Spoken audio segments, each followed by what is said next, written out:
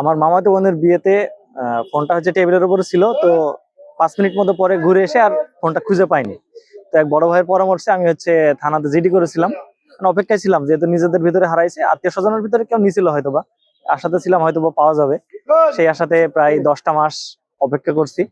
তো গত পরশুদিন সন্ধ্যার দিকে আমাকে অফিস থেকে ফোন করে যে আপনার ফোনটি পাওয়া গেছে।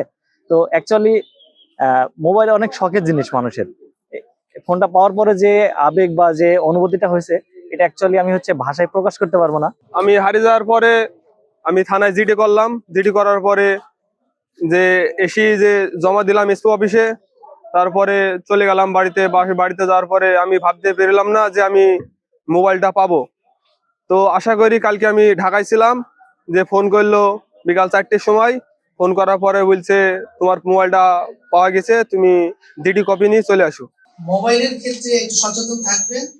পুরাতন মোবাইল যদি কেউ বিক্রি করে, আপনারা অবশ্যই এটা কিন্তু নিতে যাবেন না। কারণ প্রকৃত যদি কাগজ না থাকে, প্রকৃত মালিকের কাছ থেকে আপনি আবার নিতে পারবেন। যদি অসুবিধা থাকে সেক্ষেত্রে অবশ্যই বিক্রয়ের রসিদ এবং ওই মোবাইলের সাথে বক্স, অরিজিনাল বক্স, এরকম সহ যদি কেউ বিপদে পড়ে আপনাদের কাছে বিক্রি করে, সেগুলো নিতে পারবেন।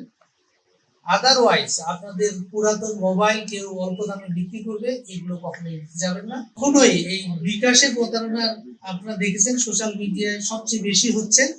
সেক্ষেত্রে যে কেউ বিভিন্ন ভাবে আপনার কাছে ওটিপি জানতে চাবে এবং এমন ভাবে কথা বলবে, সেটা আপনার সহজেই বিশ্বাস হবে। এই ভুল করেও কখনোই ওটিপি জাতীয় জিনিস, মেসেজ আপনারা শেয়ার করবেন না।